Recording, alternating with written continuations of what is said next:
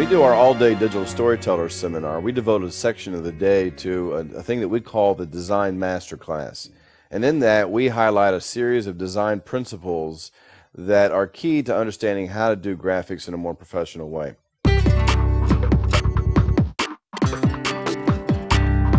So what are these 7 principles for design? Well, the first is creativity and metaphor. Unfortunately, we see over and over that a lot of people who design media for worship don't ever engage in the creative process. The sad thing about that is that each of us are created innately creative. If you look at God's created communication document to humanity, you see that God begins by modeling the creative process for us. And if we all believe that we're created in God's likeness, then innately in us is that creativity. The way that Lynn and I think about making that play out or playing that creativity out in worship is through the use of metaphor. Now, there's a lot written in the book about metaphor, but to sum it up here, metaphor is basically a tangible way to express an abstract story, thought, or idea. There are 3 reasons that we think metaphor should be part of every worship experience that you design. The first is that metaphor makes an idea easier to understand. The second, it makes it easier to retain. And the third is that we believe it's the model that Jesus gave us in Mark 4. You can read a lot more about that in the book.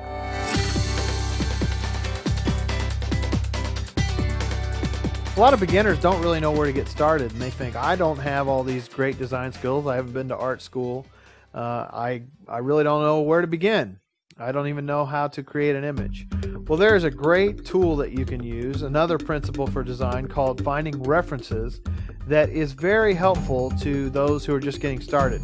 One of the ways that I survived as a budding media minister 10 years ago was to go home and watch a lot of TV. And when I would do that, if I saw something that I would like, I'd videotape that, or I would draw it out in sketches, draw thumbnails of that, and then I would take it in, and if I had videotaped that, I would record that into my computer, watch it back frame by frame, and figure out why I like that so much. When I was in art school, we were required to turn in references with each project. This didn't make a whole lot of sense to me. I didn't understand why I had to turn in my work based on someone else's work at the time. But I've learned since that it helps us stay relevant in the design culture. Here's an example of a reference. In this, you'll see a magazine ad. This was for a Wacom tablet. This was in a technical magazine. A Wacom tablet is something that an artist will draw on, and their renderings will then appear in computer form. We adapted this reference for the use of worship, and you can see here the Wacom tablet then became our theme of Lay Down Your Gods, and you can see the similarities between the two. There is one huge difference, though, between those two, and it is the aspect ratio. You see the ad on the left is very tall and skinny, but the graphic on the right is, just as our screen is, 4:3. If you're designing for the screen, it's important to fill that 4:3 canvas, unless you're fortunate enough to have 16:9, but even then, you have to fill the canvas. We see all kinds of problems arise because of the canvas. People will find a great image that is maybe tall and skinny but doesn't fill the screen, and they just throw it on the screen with black all around it. That makes about as much sense as getting a postcard in the mail that only has printing in the center. Here's an example of what that looks like. Here's Mother Teresa. This is an image that you might find on the web and think, this is a great illustration of a really pure in heart person. And you throw it up there and you've got these black holes on the other side, which just don't make much sense. So what do? How do you fill a canvas? Here's one way. You can use that same image, blow it up, blur it a little bit, and reduce the contrast, and then it becomes a nice backdrop for your photo. Another variation on this same idea would be, instead of using the same image, use your main theme for the day. So in this example, we had a coffee theme for our worship service, and so we were talking about being pure in heart. We took the Mother Teresa graphic, put that on top of our coffee-themed background.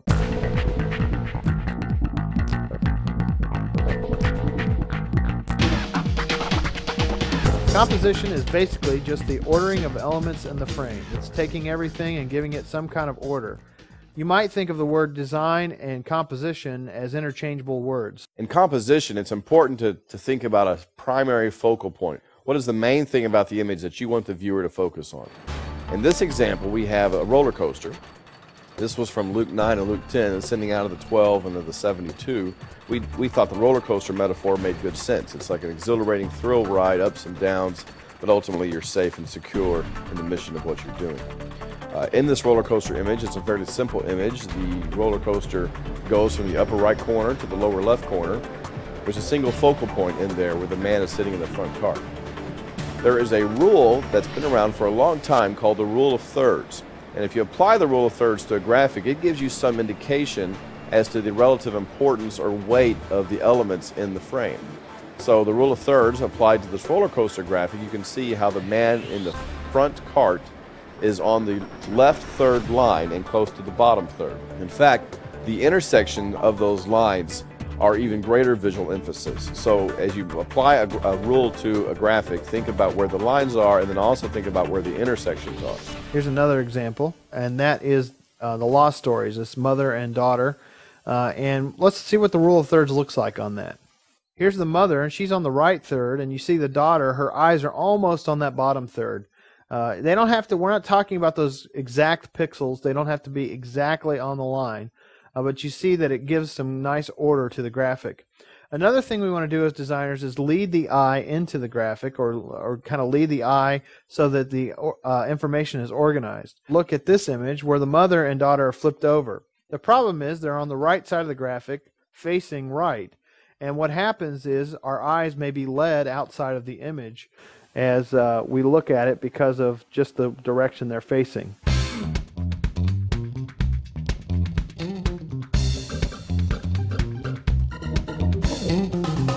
Let's talk some about color. That would be our next principle for design. Color is so important. Color helps us feel when we look at an image. There are all kinds of things written in the book about color symbolism. Colors make us feel certain ways, like red might make us feel passionate or hot. It's actually been proven that, and studies have been done, that red can raise people's blood pressure when they look at it for extended periods of time.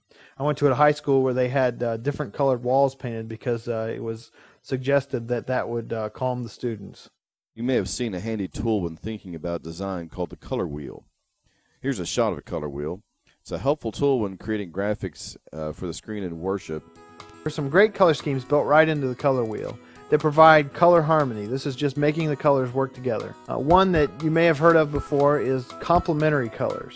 Red and green at Christmas time work really well together because they're opposites on the color wheel.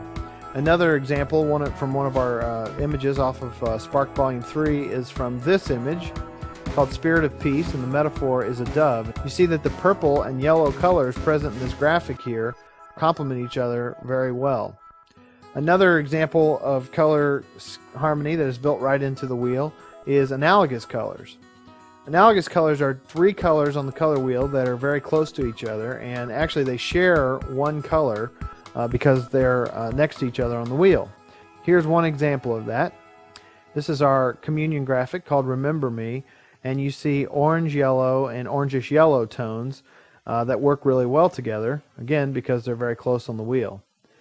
Another color scheme that means probably more in the U.S. than outside the U.S. is red, white, and blue, and this might suggest patriotism or something like that. You might look at the Major League Baseball logo or other sports logos that are red, white, and blue, and they may suggest all-American sports just by the colors that are present there in them. The lack of color also can be very meaningful. It can help us to sort of identify with the starkness of an environment, like in this image. In the desert here, we want people to sort of feel alone and cold, and they're in this dead and dying environment, and the lack of color helps solve that. You might also remember in the book, if you've read it or if you haven't, there's a story in there about the Wizard of Oz and how Dorothy is in Kansas and she doesn't feel very good about her surroundings. They use black and white film to help communicate that, and then all of a sudden she gets to Oz where there's all this life and color. And the drastic contrast between the two is very helpful in helping us understand what's happening internally with Dorothy. You might also do selective color.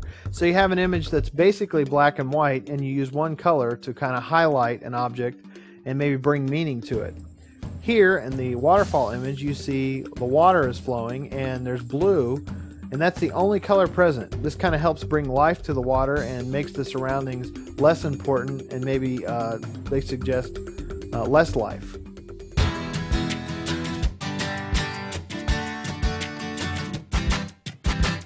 I always say that if graphic design were cooking, then treatment would be the spices that make it taste good. Treatments take a photograph and turn it into more of an artistic experience. Now, of course, photography is in of itself an art, but most of the time the source material we're going to work with is not really photographic art, it's more of what we'll call snapshots. And in that case, snapshots usually need to be treated to make them more artistic. Here's a great example of an image that I found on the web that was okay. It didn't work really great. I was working with a pastor who wanted to tell the Passion story from the Pilate perspective, and he was talking about how Pilate, after what he had done, must have felt so dirty and grimy on the inside, and his outward reaction of that internal struggle was to go and wash his hands. And no matter how much he washed, probably on the inside he still felt dirty and grimy.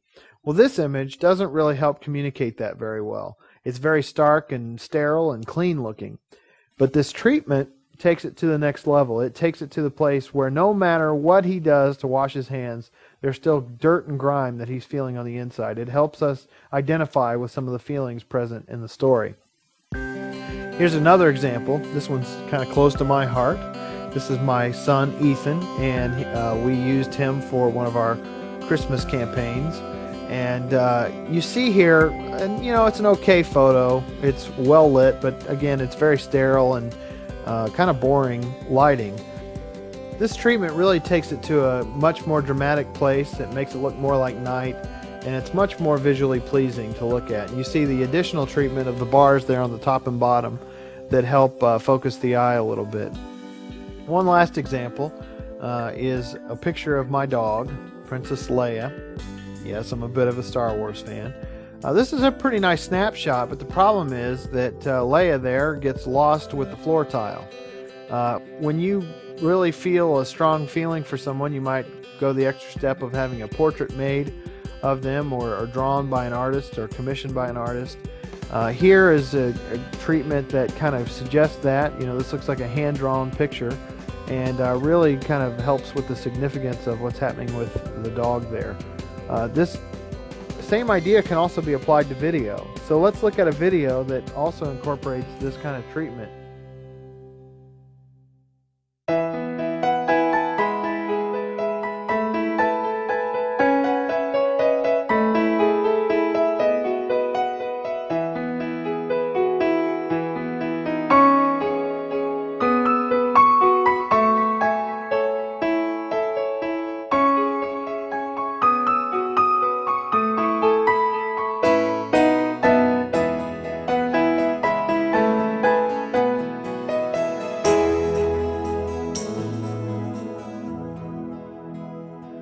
The interesting thing about that video is that when we shot it, we used a new camera that we weren't really all that familiar with, and the footage came out looking horrible. It was very grainy and dark, and so we almost thought we couldn't make a piece out of it. But that's the great thing about treatment. You can sometimes take something that's not all that great and make it look really good.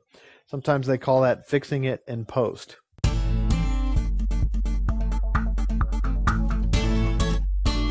Texture is another great principle for design that will really help your stuff go from amateur looking to much more professional. The reason that most of the gradients that we use in PowerPoint don't work very well or just solid colors is that they're very boring, not all that fun to look at. When you add texture to an image, it creates all kinds of interesting things that catch your eye and make it much more fun and visually pleasing. Here's an example of that with this home builder's image. This image is interesting enough on its own. It's the process of a home being built from left to right.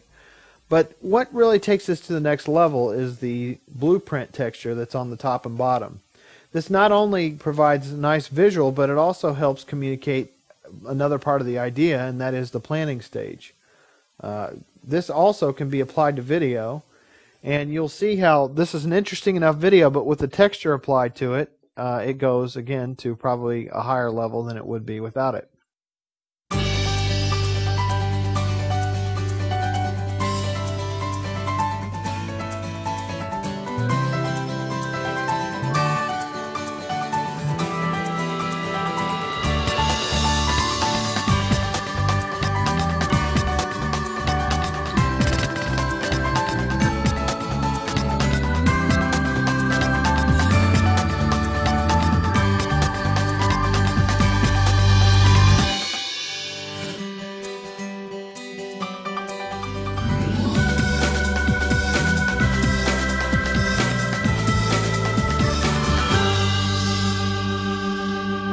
Oftentimes, when budding designers begin to use photographs in their art, they think about designing in a presentation program such as PowerPoint.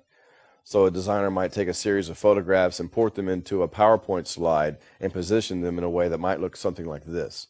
We'll call this the 8th grade collage look. There's really no design sense to this, and one of the reasons this image does not work is because there's no focal point. The viewer doesn't know where to look in the graphic, what's the most important thing.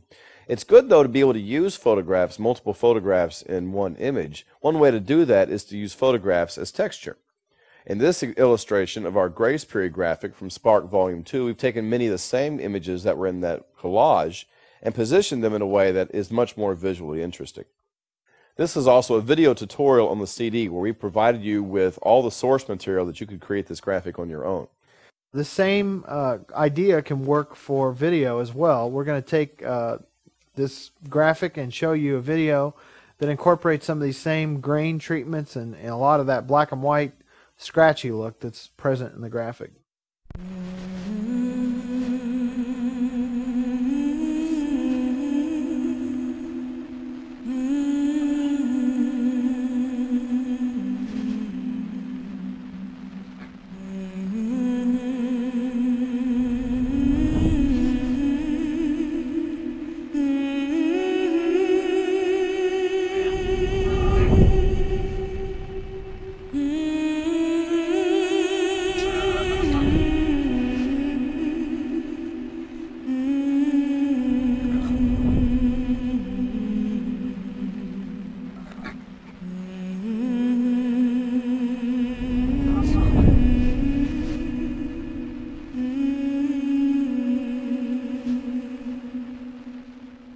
Now, after seeing that video, maybe you see more that is present in the image.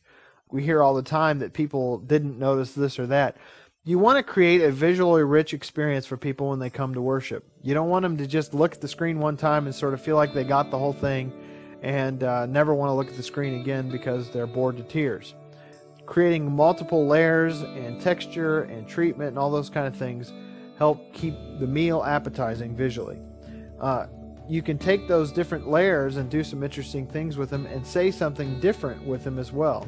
So for instance, in this image, what if you were to say how God has been a grace period to us, or God has extended a grace period to us, we should then extend a grace period to others. Maybe the elderly, for instance, who live in poverty. Rather than shun them and look down on them, we extend a grace period. Or maybe youth who are struggling with drug addictions or other problems. We should extend a grace period to them. What if you just change the focus to that young person in the graphic? Or maybe those in poverty who are in third world countries, who we don't really think about all that often. Let's extend a grace period to them. So we're shifting the eye various places in the graphic, and we're really creating a rich visual experience, really without the use of text. We're just using the screen as it's intended. We've talked about a move away from text to image in the book, and this really allows us to do that.